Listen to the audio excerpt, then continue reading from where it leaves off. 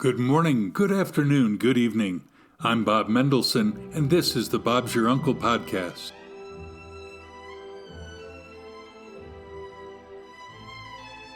Happy New Year 2023. Today we'll be talking about normal and newness, and how does that work? Stay tuned.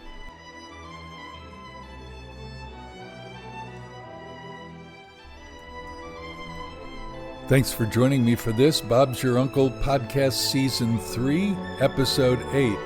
Of note, the opinions are strictly my own, and be sure that I'll welcome yours as well. Thanks. I hope you enjoy Mendelssohn's Violin Concerto in E minor.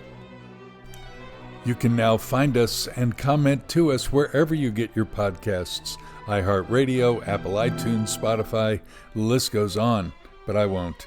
We want to see and hear you, so please tell us more and let's see where the Spirit leads us.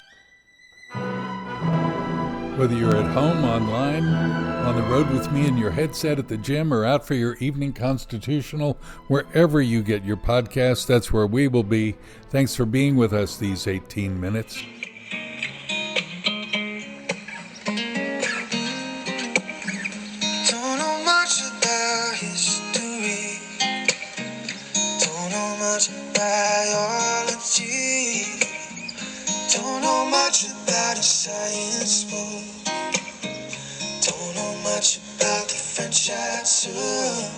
Historical Marker of the Week. On this date in history, 24 January, congratulations to Mary Lou Retton, who turns 55 today, and Neil Diamond, who is still singing Sweet Caroline at age 82. Historically, some other things happened, like in 41 CE, shortly after declaring himself a god, Gaius Caligula, emperor from 37, was assassinated by 2 Praetorian tribunes. In 1656, Jacob Lombroso became the first Jewish doctor in the United States. He arrived in Maryland. And in 1943, Hitler ordered his troops to fight to the death in Stalingrad. And that's the historical marker of the week for 24 January.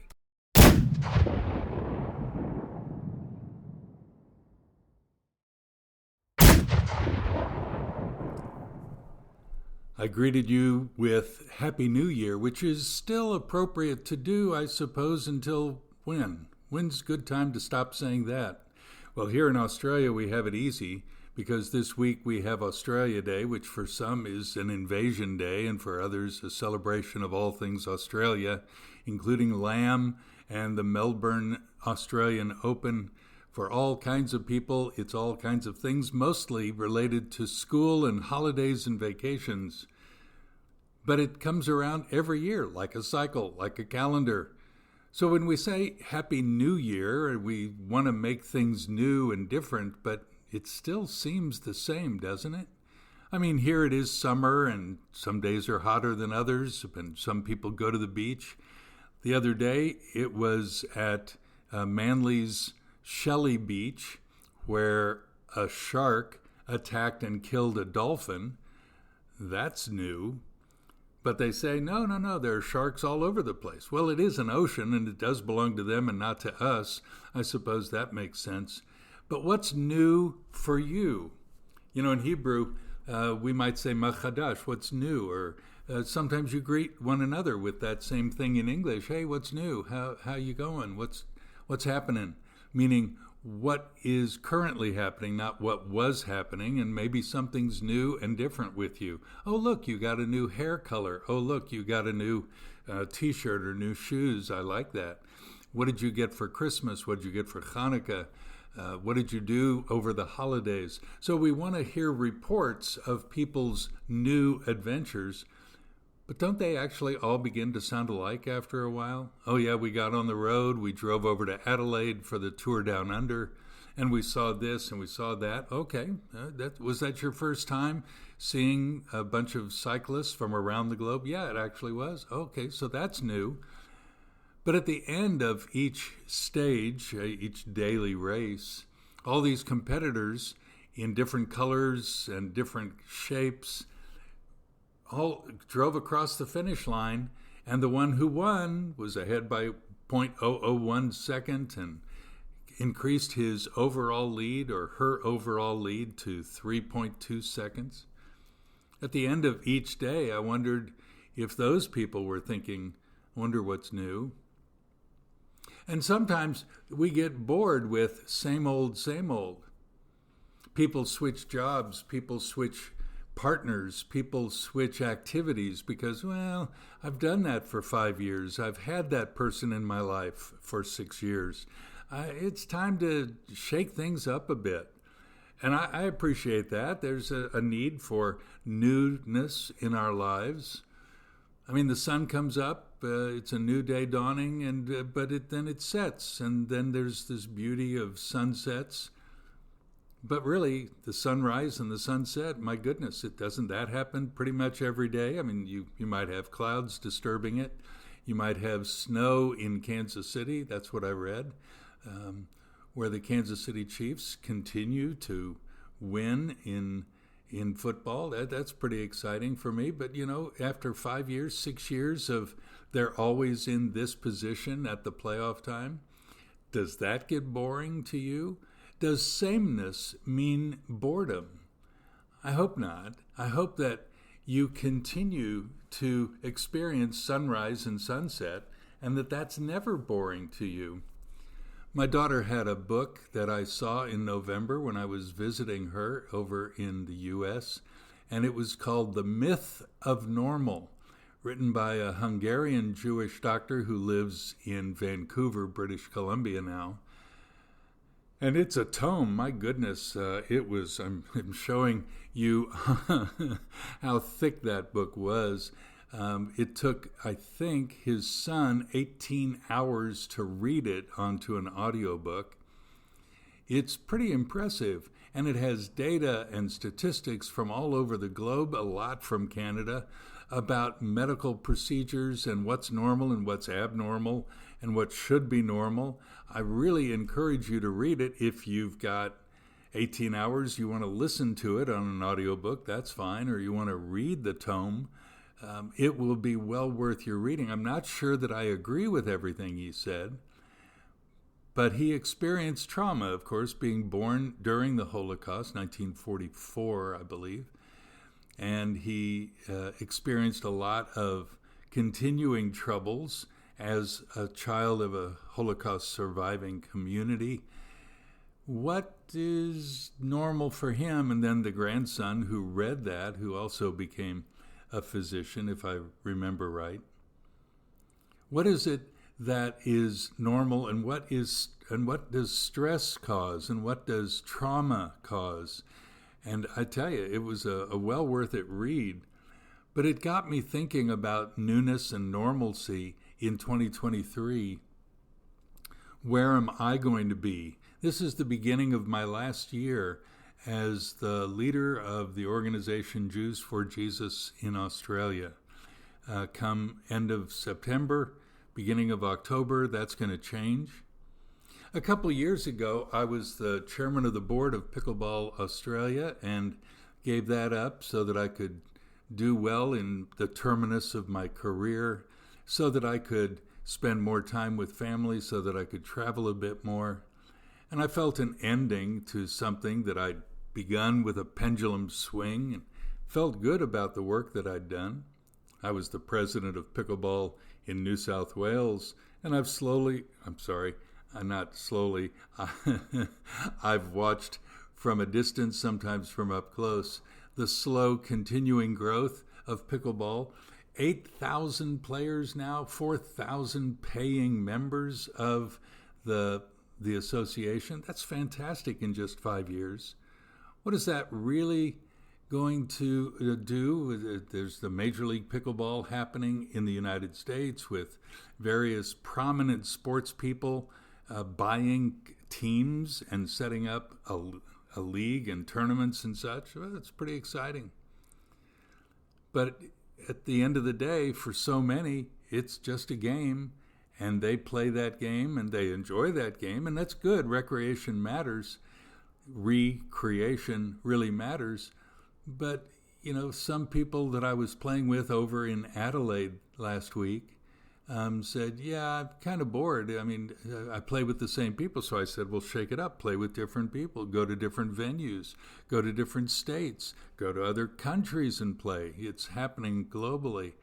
But is difference necessarily that which is going to cause a non-boredom to happen in your life? The scriptures teach us a lot of things. One of the most beautiful things that I remember is from the Older Testament, where it says that the steadfast love of the Lord never ceases. His mercies never come to an end.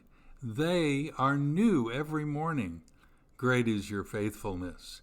So it's a prayer, it's an acclamation of who God is and his character. He loves. It's his action. It's his nature to love. The steadfast love of the Lord never ceases.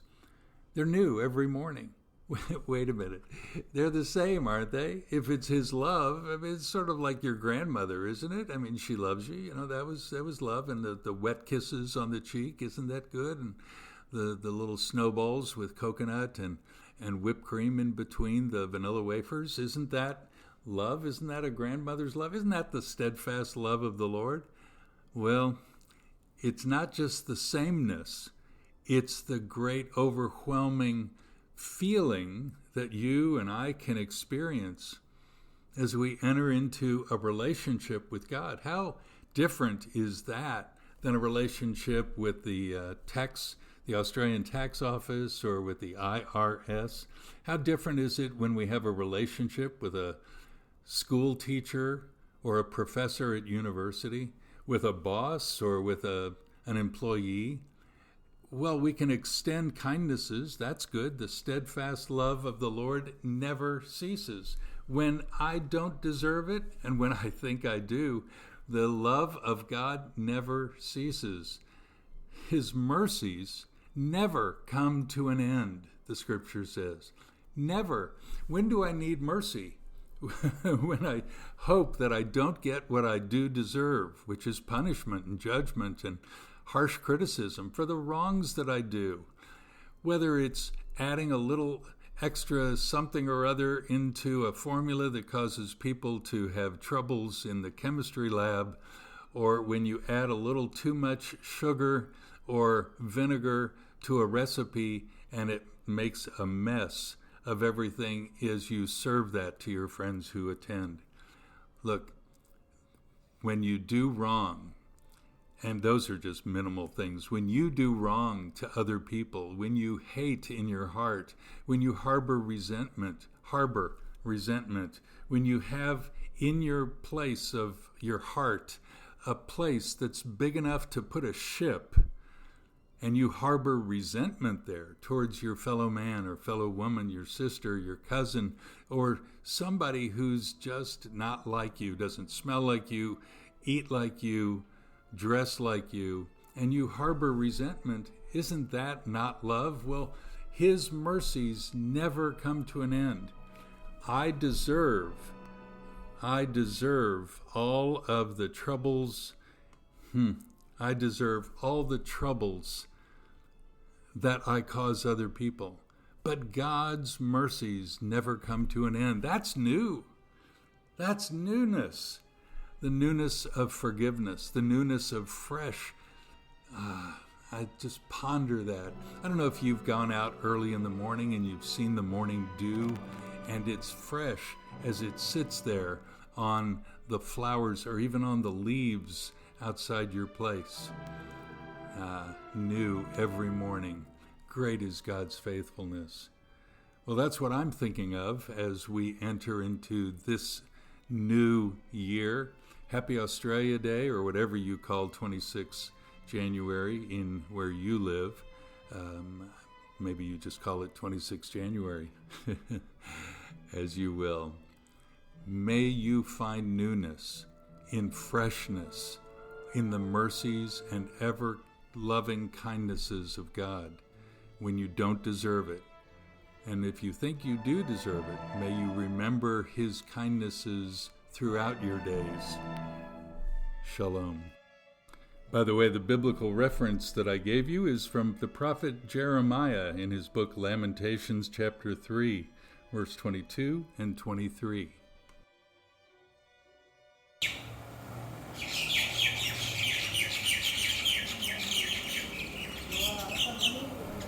What do you think about all this? Write me on bobmendo@aol.com or comment or even video to me on Instagram or Twitter at Bob's Your Uncle PC. I'd love to know what you think about all this. Don't forget to post a review on iTunes or Spotify, wherever you're getting your podcasts. And also, don't forget to subscribe.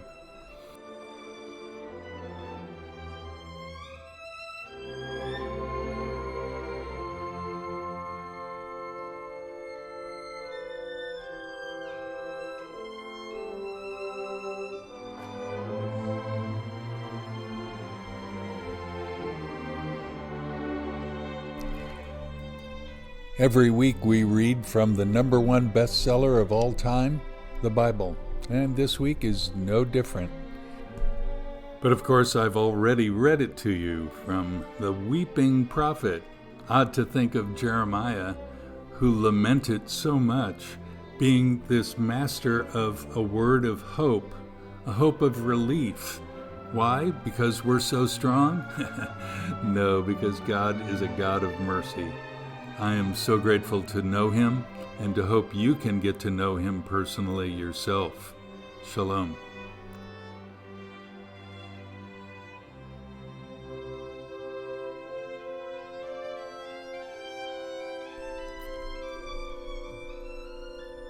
Don't forget to follow or subscribe to the podcast and hit like if your app asks for that as well.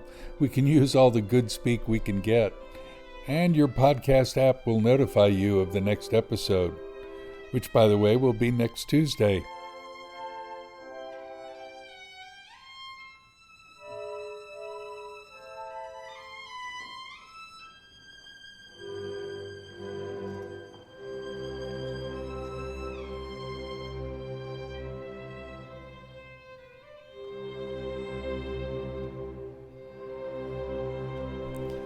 Until then, from me, Bob Mendelsohn, when things seem bleak or uncertain, look up to God.